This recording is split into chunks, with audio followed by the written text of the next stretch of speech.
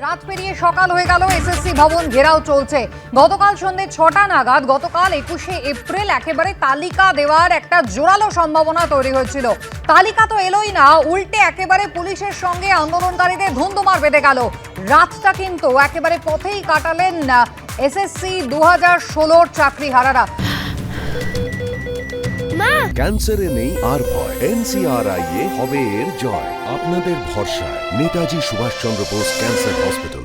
সরাসরি একবার আপনাদের এসএসসি ভবনের সামনে নিয়ে যাই, আমাদের প্রতিনিধি সৌমিত্র রায় রয়েছেন আমাদের সঙ্গে। সৌমিত্র, রাত কিভাবে কাটলো? বারে বারে আমরা দেখলাম পুলিশের সঙ্গে রীতিমতো গন্ডগোলে জড়িয়ে পড়লেন আন্দোলনকারীরা। কুসুমিতা, দেখো, রাত যত বেড়েছে আন্দোলনের ঝাঁজ ততই বেড়েছে। আমরা দেখেছি যে এসএসসি ভবনের সামনে রাত যত বেড়েছে দফায় দফায় এখানে উত্তেজনা ছড়িয়েছে, পরিস্থিতি উত্তপ্ত হয়েছে।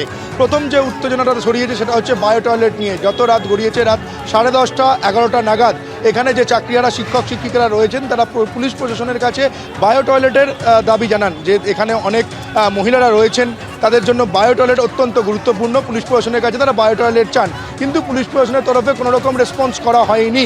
এই বায়ো টয়লেট নিয়ে পুলিশ প্রশাসনের সঙ্গে আমরা দেখতে পাই যে বচসা হয়, এখানে পরিস্থিতি উত্তেজনা ছড়ায়। তারপর যে পরিস্থিতিটা কিছুক্ষণ বাদে আবারও এখানে পরিস্থিতি উত্তেজনা ছড়িয়েছিল সেটা হচ্ছে যে একজন সিভিল ড্রেসে সাদা পোশাকে পুলিশকর্মী তিনি এসএসসি ভবন থেকে বেরিয়ে বাইরে বেরোচ্ছিলেন। ঠিক সেই সময় যারা এখানে চাকরিহারা শিক্ষক শিক্ষিকারা আন্দোলন করছিলেন তারা সেই সাদা পোশাকের পুলিশকে তারা ভেবেছিলেন যে সেই সাদা পোশাকের পুলিশ এসএসসি ভবনের কোনো আধিকারিক, ফলে তার উপরে তারা চড়াও হন এবং সেই সাদা পোশাকের পুলিশের সঙ্গে আমরা দেখতে পাই যে একেবারে তার দিকে তেড়ে যান এই যারা চাকরিহারা শিক্ষক শিক্ষিকারা রয়েছেন।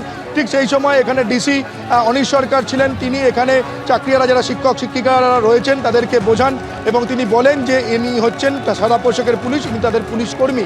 তারপর সেই নিয়ে আমরা দেখতে পাই যে পুলিশ কর্মীদের সঙ্গে চাকরিহারা শিক্ষক শিক্ষিকাদের একেবারে ধুন্ধুমার বাঁধে, একেবারে গণ্ডগোলের পরিস্থিতি তৈরি হয় ও পরিস্থিতি অগ্নিগর্ভ তৈরি হয়। চাকরিহারা শিক্ষক শিক্ষিকাদের যে আক্রমণ, সেই আক্রমণের সামনে পুলিশ কিছুটা হলেও পিছু হটে, এই ছবি আমরা দেখতে পাই। এবং তারপর সারা রাত ধরে আমরা দেখতে পাই যে আন্দোলনের ঝাঁজ এখানে একই রকমভাবে ছিল, স্লোগান শাউটিংয়ে মুখরিত ছিল এই এসএসসি ভবন চত্বর। এবং যে এই যে শিক্ষক শিক্ষিকারা যাদের থাকার কথা স্কুলে, যাদের ছাত্র পড়ানোর কথা, যাদের ভবিষ্যতের কারিগর তৈরি করার কথা, সেই শিক্ষক শিক্ষিকারা চাকরি হারিয়ে দিশেহারা হয়ে তারা সারা রাত এই খোলা আকাশের নিচে পথেই তারা রাত কাটালেন। একটা অংশ যেমন রাস্তার উপরে শুয়েছিলেন, অন্য অংশ তারা স্লোগান শাউটিং করছিলেন এসএসসি ভবনের 2 গেটের বাইরে। এবং আমরা দেখতে পাই যত রাত বাড়ে এখানে পানীয় জলের সংকট তৈরি হয়, রাতের যে খাবার সেই খাবারের সংকট তৈরি হয়। ঠিক সেই সময় ওয়েস্ট বেঙ্গল জুনিয়র ডক্টর ফ্রন্টের তরফে এখানে পানীয় জল খাবার নিয়ে আসা হয়। 2 বিজেপি নেতা সজল ঘোষ এবং তমগ্ন ঘোষ তারাও পানীয় জল এবং খাবার নিয়ে আসেন এবং একাধিক এনজিও এখানে পানীয় জল খাবার নিয়ে আসেন এই চাকরিহারাদের জন্য।